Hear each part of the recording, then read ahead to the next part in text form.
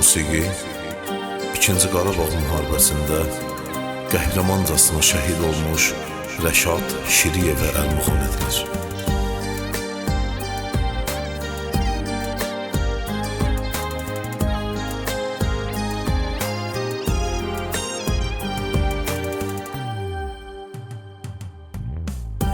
Döyüşlərdə olanda sən, mən çəkirdim həsrətini.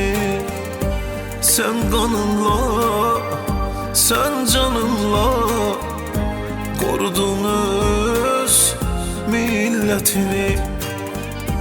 Sən qanınla, sən canınla qorudun öz millətini.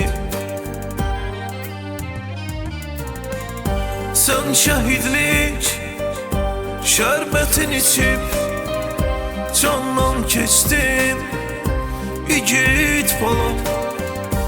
Açdın cənnətin sən qapısın, Rəşad balam, şəhid balam.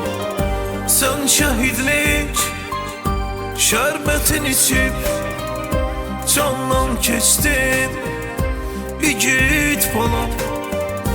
Açdın cənnətin sən qapısın, Rəşad balam, şəhid balam.